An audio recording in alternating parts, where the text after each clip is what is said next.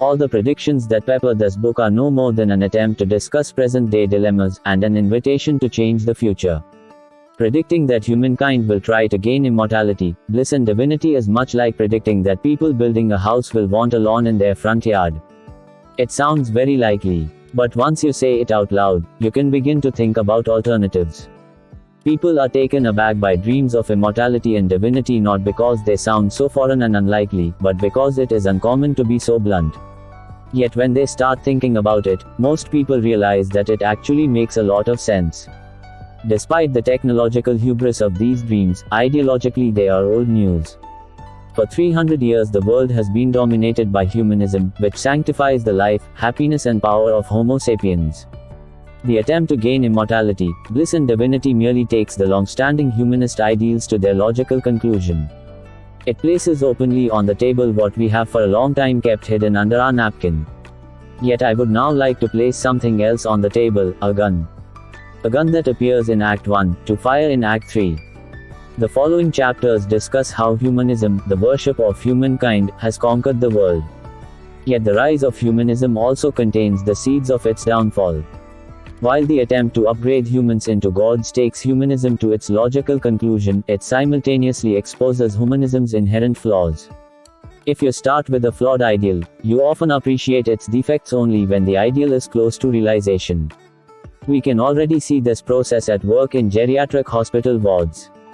Due to an uncompromising humanist belief in the sanctity of human life, we keep people alive till they reach such a pitiful state that we are forced to ask, what exactly is so sacred here?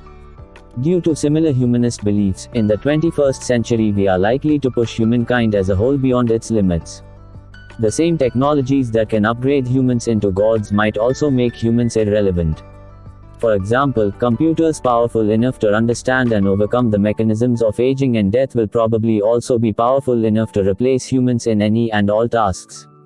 Hence the real agenda in the 21st century is going to be far more complicated than what this long opening chapter has suggested. At present it might seem that immortality, bliss and divinity occupy the top slots on our agenda. But once we come nearer to achieving these goals, the resulting upheavals are likely to deflect us towards entirely different destinations. The future described in this chapter is merely the future of the past, i.e. a future based on the ideas and hopes that dominated the world for the last 300 years. The real future, i.e. a future born of the new ideas and hopes of the 21st century, might be completely different. To understand all this we need to go back and investigate who Homo sapiens really is, how humanism became the dominant world religion and why attempting to fulfill the humanist dream is likely to cause its disintegration. This is the basic plan of the book. The first part of the book looks at the relationship between Homo sapiens and other animals, in an attempt to comprehend what makes our species so special. Some readers may wonder why animals receive so much attention in a book about the future. In my view, you cannot have a serious discussion about the nature and future of humankind without beginning with our fellow animals. Homo sapiens does its best to forget the fact, but it is an animal. And it is doubly important to remember our origins at a time when we seek to turn ourselves into gods. No investigation of our divine future can ignore our own animal past. Or our relations with other animals, because the relationship between humans and animals is the best model we have for future relations between superhumans and humans. You want to know how super-intelligent cyborgs might treat ordinary flesh and blood humans. Better start by investigating how humans treat their less intelligent animal cousins. It's not a perfect analogy, of course, but it is the best archetype we can actually observe rather than just imagine. Based on the conclusions of this first part, the second part of the book examines the bizarre world Homo sapiens has created in the last millennia, and the path that took us to our present crossroads. How did Homo sapiens come to believe in the humanist creed, according to which the universe revolves around humankind and humans are the source of all meaning and authority? What are the economic, social and political implications of this creed? How does it shape our daily life, our art and our most secret desires? The third and last part of the book comes back to the early 21st century.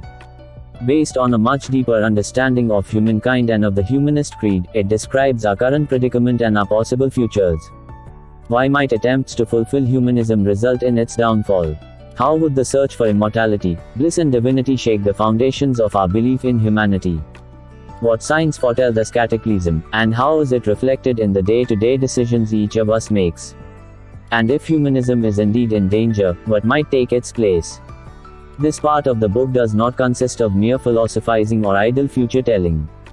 Rather, it scrutinizes our smartphones, dating practices and job market for clues of things to come. For humanist true believers, all this may sound very pessimistic and depressing. But it is best not to jump to conclusions. History has witnessed the rise and fall of many religions, empire and cultures. Such upheavals are not necessarily bad. Humanism has dominated the world for 300 years, which is not such a long time. The pharaohs ruled Egypt for 3,000 years, and the popes dominated Europe for a millennium. If you told an Egyptian in the time of Ramses II that one day the pharaohs will be gone, he would probably have been aghast. How can we live without a pharaoh? Who will ensure order, peace and justice? If you told people in the Middle Ages that within a few centuries God will be dead, they would have been horrified. How can we live without God? Who will give life meaning and protect us from chaos? Looking back, many think that the downfall of the pharaohs and the death of God were both positive developments. Maybe the collapse of humanism will also be beneficial. People are usually afraid of change because they fear the unknown. But the single greatest constant of history is that everything changes.